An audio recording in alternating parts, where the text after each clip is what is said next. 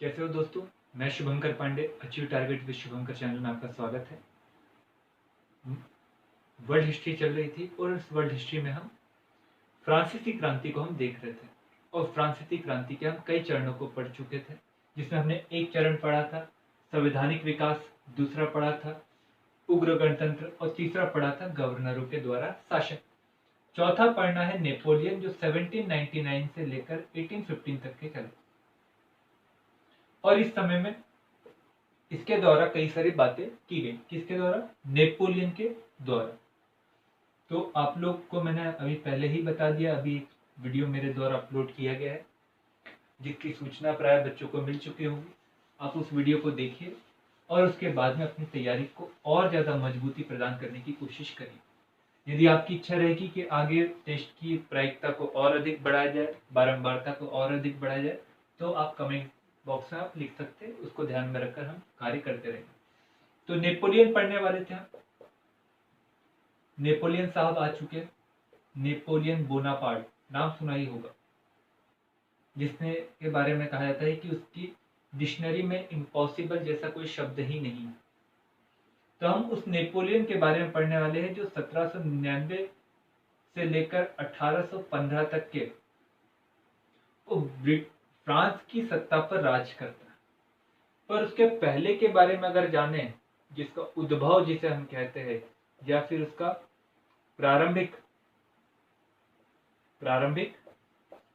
विकास अगर हम बात कहते हैं, उसके विषय में अगर जाने तो समझ में आता है कि भैया नेपोलियन सच में कुछ खास पर्सनैलिटी थी। और फिर जब वो कुछ कार्य करता है तो उसके कार्यों के विषय में जब जानते हैं, तो वर्तमान में जो फ्रांस जो कंट्री है, वहां पर नेपोलियन की कुछ बातें आज भी उतनी ही प्रासंगिक है। और यही कारण है कि उसके कार्य भी बहुत अधिक महत्वपूर्ण बन जाते हैं कि भैया बातें आज भी प्रासंगिक है। मतलब नेपोलियन कब था? आज से 200 साल पहले। 200 साल पहले नेपोलियन था और उसकी मृत्यु को लगभग हम बोले तो 199 साल हो जाएंगे। और 199 साल से उसकी बातें आज भी प्रासंगिक हैं। तो भैया कुछ बात इसमें उसकी जो कार्य रहे, उसमें एक कार्य बहुत महत्वपूर्ण है, उसका नाम है महाद्वीपीय व्यवस्था। बहुत महत्वपूर्ण। इसको बेटा आप ज्यादा इंपॉर्टेंट करके पढ़िएगा। महाद्वीपीय व्यवस्था, नेपोलियन ने महाद्वीपीय व्यवस्था लगाई, उसका भारत पर क्या प्रभाव पड़ा? ये प्रश्न आ सकता है। ये प्रश्न कैसे हुआ? Modern India plus world history, ये दोनों का मर्ज करके यूपीएससी प्रश्न पूछ सकता है। महाद्वीपीय व्यवस्था किसने लगाई? ये पीएससी पूछ सकता है। महाद्वीपीय व्यवस्था की क्या प्रभाव रही है? पीएससी पूछ सकता है। पर महाद्वीपीय व्यवस्था ने इटली का एकीकरण और जर्मनी के एकीकरण में महत्वपूर्ण भूमिका निभाई, ये पूछेगा यूपीएससी। तो भैया नेपोलियन में महाद्वीपीय व्यवस्था बहुत महत्वपूर्ण रहती है। उसके बाद में नेपोलियन का पतन क्यों हुआ, क्या कारण थे, और इसी के बाद में हम देखेंगे फ्रांस की क्रांति ने विश्व पर क्या प्रभाव डाला। तो नेपोलियन साहब, यदि आप मैप देखोगे, हम उद्भव की बात करते हैं, यदि आप यूरोप का मैप देखोगे तो यूरोप के मैप में आपको एक देश दिखाई देगा इटली, और इटली के पास में आपको एक जगह दिखाई देगी, बॉर्निफिसिया की जल संधि दिखाई देगी। Italy, Corsica, Sardinia. कॉर्सिका जो था, इस कॉर्सिका पर सैन्य अभियान के माध्यम से, कौन से अभियान के माध्यम से? सैन्य अभियान के माध्यम से फ्रांस के द्वारा यहाँ पर अधिकार जमाए गए। जब अधिकार जमाया तो यहाँ की जनता दुखी हुई, और यहाँ की जनता जब दुखी हुई तो उस जनता को खुश करने के लिए फ्रांस की सेना के द्वारा यहाँ के जितने भी युवा बच्चे थे, उन बच्चों को यहाँ पर अपनी सेना में भर्ती कराने की बात कही गई। और उन युवाओं में एक गरीब परिवार का बच्चा था जिसका नाम था नेपोलियन बोनापार्ट। नेपोलियन बोनापार्ट की जो शिक्षा हुई वो एक सैन्य स्कूल में हुई। अनुशासन का पक्का धनी था, और समय भी उसके साथ था, क्योंकि जब वो शिक्षा ग्रहण कर रहा था उस शिक्षा ग्रहण के दौरान ही फ्रांस में 1789 में हो गई फ्रांसीसी क्रांति। और उस फ्रांसीसी क्रांति के कई सारे उद्देश्य थे, जिसमें से एक उद्देश्य था समानता और योग्यता के पर बल देकर व्यक्ति को ऊंचे ऊंचे पदों पर बिठाना, ना कि विशेषाधिकार प्राप्त व्यक्ति को हमेशा बिठाना, भले ही उसमें अवगुण हो। और जब ये बात को लेकर फ्रांसीसी क्रांति हुई तो फ्रांसीसी क्रांति का प्रभाव फ्रांसीसी सेना पर भी पड़ा, और जब फ्रांसीसी सेना पर पड़ा तो यहाँ पर योग्यता के बल पर व्यक्ति को ऊंचे ऊंचे पद दिए जाने लगे। नेपोलियन साहब उस योग्यता में ज्यादा धनी व्यक्ति थे। एक सैनिक से सेना में भर्ती होते, और एक सैनिक से जब सेना में भर्ती होते तो भर्ती हो जाने के बाद में अपनी योग्यता के बल पर सैनिक से कमांडर, और फिर आगे चलकर एक टुकड़ी का जो प्रमुख रहता है वहां से फिर वो सेनापति बनता है, और विभिन्न जगह पर जो युद्ध अभियान करता है उस अभियान में उसकी बात ये रहती है कि वो जितने भी अभियान करता है उन अभियानों का खर्चा वो फ्रांसीसी सरकार से नहीं मांगता था। जिस क्षेत्र में वो युद्ध अभियान करता था वहीं से उस खर्च की वो पूर्ति करता था। दूसरी बात ये थी कि वो लगातार अपने अनुशासन पर बल देकर छोटी टुकड़ी के माध्यम से भी बड़े क्षेत्र को अधिकार जमा देता था, और जिसके कारण फ्रांसीसी समाज और फ्रांसीसी जो सरकार थी और फ्रांसीसी जो देश था उसका वर्चस्व गौरव कहीं ना कहीं नेपोलियन के कारण बढ़ते जा रहा था। और ये नेपोलियन का वर्चस्व गवर्नरों के शासन के समय में बहुत अधिक ज्यादा बढ़ने लगा। गवर्नरों का जब शासन था तो गवर्नरों के शासन में 5 गवर्नर शासन करते थे अपने अपने समय में, और वे लोग अपने अपने समय में अधिक से अधिक लाभ कमाने के चक्कर में वे भ्रष्टाचार को सर्वोपरि मानने लगे। और भ्रष्टाचार को जब सर्वोपरि मानने लगे तो पूंजीपतियों का, पादरियों का, सामान्य जन का, किसान का, मजदूर का लगातार शोषण होने लगा, कर की मात्रा में लगातार बढ़ोतरी होने लगी। तो क्रांति के जो तीसरे चरण में जनता का लगातार शोषण होने लगा, और उसी दौरान जब उसी फ्रांस की सेना का प्रमुख सेनापति जब लगातार युद्ध जीत रहा है, युद्ध जीतकर फ्रांस के साम्राज्य को बढ़ाने की कोशिश कर रहा है, तो जनता का आकर्षण गवर्नरों का शासन नहीं रहेगा, उस नेपोलियन की विजय है। और जब ज्यादा शोषण बढ़ने लगा तो उस समय में फ्रांसीसी जनता के द्वारा नेपोलियन को पुकार लगानी है। जब पुकार लगाई गई तो तब नेपोलियन नहीं गया।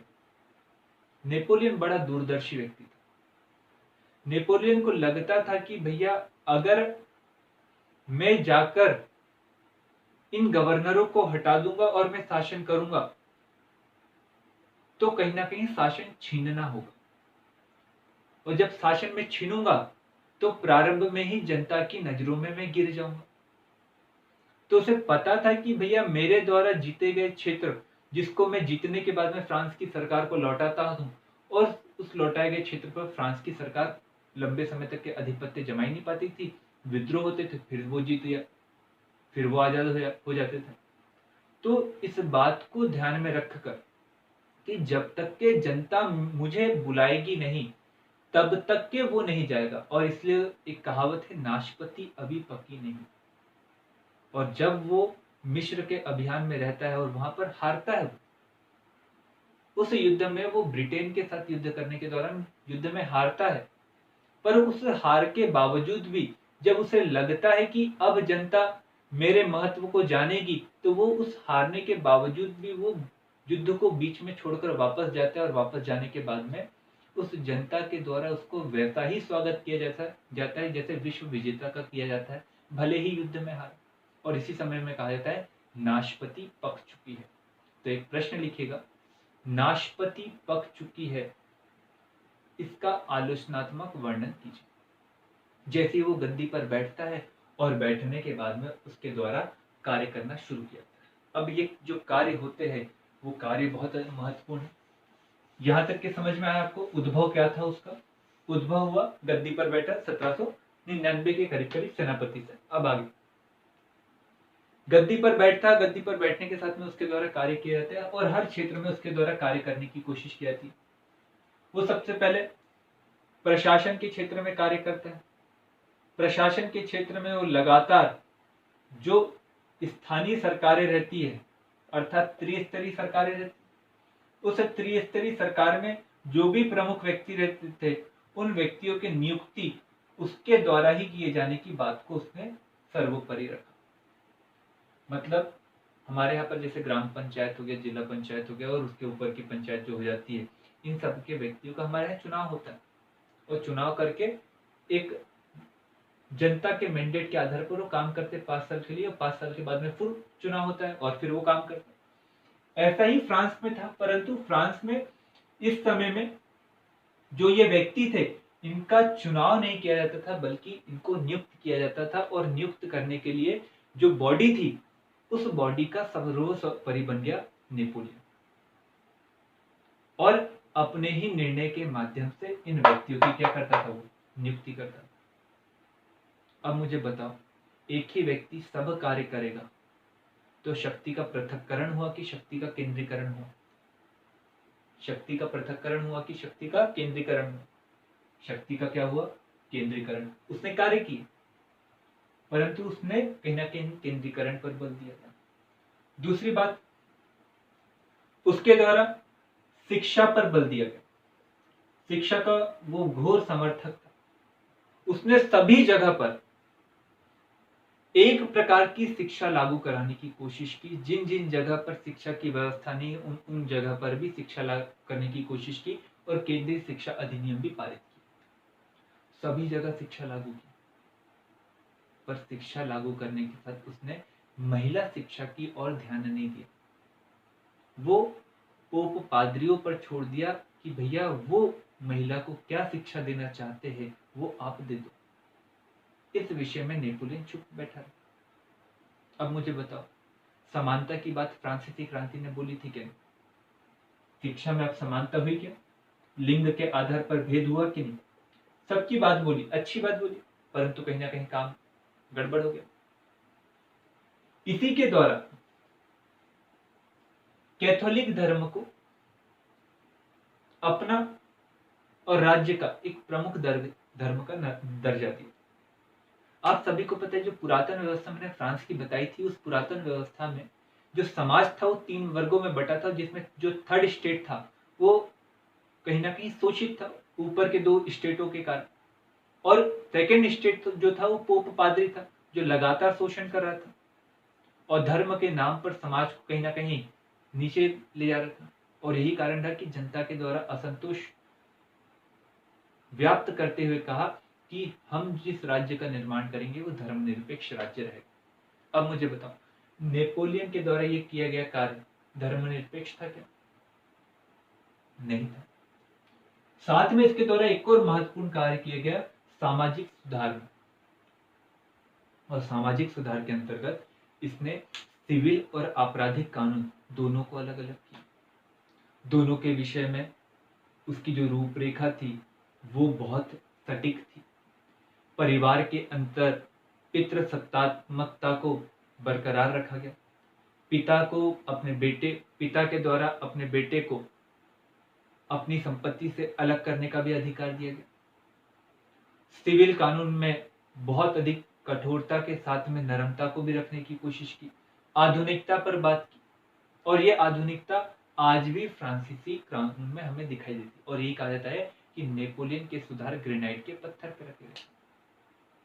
ये सब काम किया उसने एक और काम किया अर्थव्यवस्था के क्षेत्र में। मैं बस बताते जा रहा हूं, आप नाम ध्यान में रखिए। अर्थव्यवस्था के क्षेत्र में उसके द्वारा, मतलब ये कौन से हो गए बेटा सुधार? ये धार्मिक सुधार। ये कौन सा सुधार हो गया? सामाजिक सुधार। और ये कौन सा हो गया? आर्थिक सुधार। आर्थिक सुधार के क्षेत्र में क्या किया उसने? सभी जगह पर जहां जहां पर हो सकता था वहां वहां पर कर जो बहुत अधिक ज्यादा थी उस कर को उसने हटा दिया। सब जगह एक प्रकार की कर। देशी उत्पादन पर बल दिया। जो भूमि पड़ित पड़ी हुई थी उन भूमि को क्या किया उसने? उन भूमि को अपने संग्रहण में रखकर वहां पर लोगों को काम करने के लिए भेजा, जिससे बेरोजगारी कम हो। एक जगह से दूसरी जगह पर जो समय समय पर जो चुंगी लगती थी उसको समाप्त कर दिया उसने। आर्थिक रूप से एकीकरण करने की कोशिश की, पर साथ में उसने कहीं कहीं पर जब राज्य आश्रित उद्योगों को बढ़ाने की कोशिश की तो उस समय में उसने अप्रत्यक्ष कर को भी लगाना शुरू कर दिया।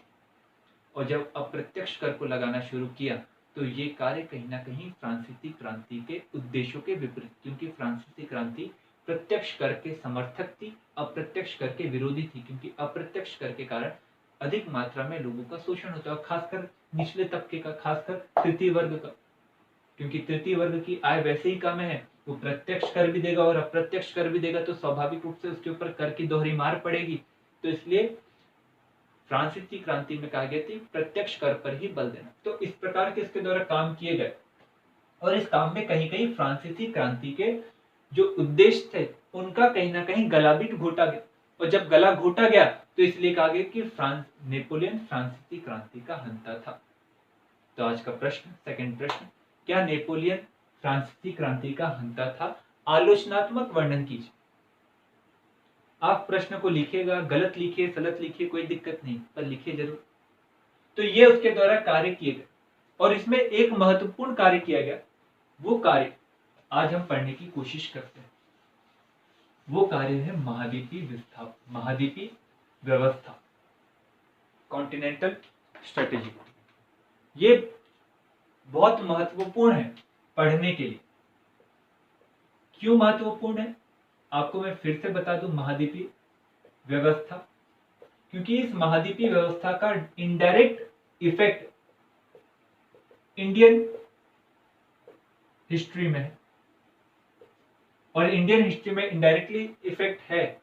तो आप लोग 1791 से लेकर 1799 तक का जो काल देखोगे और उसके बाद के समय का काल देखोगे तो अंग्रेजों की भारत में जो नीतियां रही उसमें चेंज आया, और 1813 के बाद में उनके द्वारा भारत में ईस्ट इंडिया कंपनी के व्यापारिक एकाधिकार को समाप्त कर दिया। और समाप्त करने का कारण क्या था? तो कई सारे कारण हैं। एक कारण था नेपोलियन के द्वारा लगाई गई महाद्वीपीय व्यवस्था, और उस महाद्वीपीय व्यवस्था के कारण फ्रांसीसी उद्योग को बढ़ावा देना था और ब्रिटेन के उद्योग को कम करना था, और ब्रिटेन के उद्योग के प्रभाव को कम करने के लिए नेपोलियन के द्वारा महाद्वीपीय व्यवस्था लगाई। इसका असर हमारे देश पर पड़ा, क्योंकि हम उपनिवेश किसके थे? ब्रिटेन के। तो ये बात थोड़ी सी आप ध्यान में रखिएगा, तो आपका रिवीजन मॉडर्न इंडिया का भी साथ में यहीं पर चलते रहेगा। तो मॉडर्न इंडिया का टेस्ट होने ही वाला है, तो दोनों वीडियो साथ में देखते रहा करिए और इंटरलिंक करते रहा करिए कि भैया विश्व में इस समय में ये चल रहा था और भारत में क्या चल रहा था। तो हम महाद्वीपीय व्यवस्था है, ये क्या है? क्या है? दूसरा, प्रक्रिया क्या थी और असफल होने के कारण तभी भी इसका प्रभाव क्या पड़ा? कभी कभार प्रभाव पूछा जाता है, क्योंकि नेपोलियन को कहा जाता है कि नेपोलियन उस राजकुमार की तरह था जो जंगल में आया और सोई हुई राजकुमारी को जगा गया, और उस जगाने के कारण इटली और जर्मनी का एकीकरण हुआ।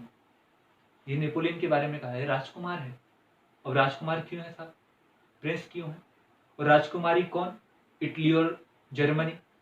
तो भैया इटली और जर्मनी राजकुमारी, हम जर्मनी और इटली के एकीकरण में इन बात को पढ़ेंगे। पर नेपोलियन की कुछ क्रियाकलाप ऐसे थे जिसने जर्मनी में, इटली में राष्ट्रवाद को बहुत अधिक बढ़ाया, और इस राष्ट्रवाद को बढ़ाना नहीं चाहता था, उसके बावजूद भी बढ़ा। उसमें महाद्वीपीय व्यवस्था महत्वपूर्ण भूमिका निभाई। कैसे निभाई अब हम देखते हैं। इस व्यवस्था को लागू करने का जो उद्देश्य था, वो उद्देश्य नेपोलियन की खुद की अपनी एक महत्वाकांक्षा, और साथ में उस महत्वाकांक्षा के बल पर अपने राज्य को पूरे यूरोप में सर्वोच्च शक्ति के रूप में स्थापित करना। और वो सर्वोच्च शक्ति के रूप में तभी स्थापित हो सकता था जब ब्रिटेन को वो पराजित करे। पर जितने भी युद्ध हुए, उन किसी भी युद्ध में उसके द्वारा ब्रिटेन को कभी पराजित किया ही नहीं गया। एल्बा के युद्ध में खुद पराजित हुआ और पराजित होकर वापस आया, और ऐसे कईयों युद्ध रहे जिसमें वो पराजित हुआ। और उस पराजय के विषय में जब उसके द्वारा मूल्यांकन किया गया तो उससे लगा कि भैया जो ब्रिटेन की जो व्यवस्था है जो सैन्य शक्ति है वो बहुत अधिक मजबूत है। इसके पीछे कारण है उसका आर्थिक प्रभाव बहुत अधिक ज्यादा है, उसका आर्थिक स्थिति बहुत अधिक मजबूत है। जब तक कि उसे नहीं तोड़ा जाएगा तब तक के मैं कभी भी ब्रिटेन को युद्ध में हरा ही नहीं सकता। और यही कारण रहा कि उसने पूरे महाद्वीप की नाकेबंदी शुरू कर दी। पूरे यूरोप के महाद्वीप की उसने क्या कर दी, प्रक्रिया में महाद्वीप की नाकेबंदी शुरू कर दी। और पूरे के पूरे यूरोप के जितने भी देश थे वहां पर फरमान जारी किया कि यदि कोई यूरोपीय देश फ्रांस के अलावा ब्रिटेन के साथ व्यापारिक संबंध को रखेगा तो इस व्यापारिक संबंध के कारण उसे युद्ध की चुनौती स्वीकार करना होगा। और इसीलिए उसने क्या किया, जितना यूरोप का कोस्टल एरिया है उस सभी जगह पर नाकेबंदी शुरू की। इसी कारण इसका नाम क्या पड़ा, महाद्वीपीय व्यवस्था। अगर आप फ्रांस को देखेंगे तो उस फ्रांस की जब द्वारा महाद्वीपीय व्यवस्था शुरू की गई तो उस व्यवस्था को उसने पालन भी किया और इसके कारण उसे कईयों युद्ध भी लड़ने पड़े। कईयों युद्ध लड़ने पड़े और कईयों युद्ध लड़ने के कारण उसकी आर्थिक व्यवस्था जो स्थिति वो धीरे धीरे डामाडोल होने लगी। और ये डामाडोल जब होने लगी तो इसके पीछे कईयों कारण थे, जिसमें से एक कारण ये था कि जब उसने कहा असफल होने में, जब उसने कहा कि भैया जितने भी देश है वो फ्रांस के साथ संबंध बनाए, ब्रिटेन के साथ आर्थिक संबंध नहीं बनाए, तो मतलब भैया अगर जो भी वस्तु आपको चाहिए वो आप फ्रांस से मांगो, ना कि ब्रिटेन से मांगो। और आपको पता है फ्रांस आज भी कृषि प्रधान देश है, तो 200 साल पहले भी वो कृषि प्रधान देश था। मतलब उत्पादन का जो स्तर था वो उतना उत्कृष्ट नहीं था जितना कि किसका था, ब्रिटेन का था। और यही कारण रहा कि जब अन्य देशों की मांग को पूरा करने में फ्रांस असफल रहा तो इसके कारण जनता में असंतोष बढ़ा। और यह असंतोष जब अन्य देशों की जनता में बढ़ा तो वो उग्र होने लगा। यह असंतोष का असफल होने का पहला कारण। दूसरा कारण हम देखते हैं कि भैया इस असफलता में कहीं ना कहीं उसका दोहरा चरित्र। यहां तो एक तरफ उसने क्या कहा कि भैया आप ब्रिटेन के साथ संबंध को मत बनाइए, पर दूसरी जगह खुद ने गुप्त रूप से समझौता कर लिया और कहा कि भैया आप मुझे सामान भेजो, ब्रिटेन को बुला, और मैं बाकी जगह पर भेजूंगा। मतलब कथनी और करनी में क्या हुआ, अंतर। और ये कथनी और करनी में अंतर के कारण कहीं ना कहीं महाद्वीपीय व्यवस्था क्या हुई, असफल रही। और तीसरा कारण रहा कि लगातार तस्करी के माध्यम से लगातार ब्रिटेन में बनी हुई वस्तु यूरोप में आते रही, जिसका प्रमुख कारण रहा फ्रांस की नौसेना शक्ति का अधिक मजबूत नहीं होना। और यही कारण रहा कि महाद्वीपीय व्यवस्था असफल रही। पर इसका प्रभाव बहुत महत्वपूर्ण रहा, जिसे हम अगले लेक्चर में देखने की कोशिश करेंगे। अगले लेक्चर में फ्रांस की क्रांति हमारी समाप्त हो जाएगी। यदि आपको वीडियो अच्छा लगा हो तो जरूर से लाइक करिए, बेल आइकन दबाइए, शेयर भी करते रहा करिए ताकि मेरा मनोबल लगातार बढ़ते रहे। Thank you.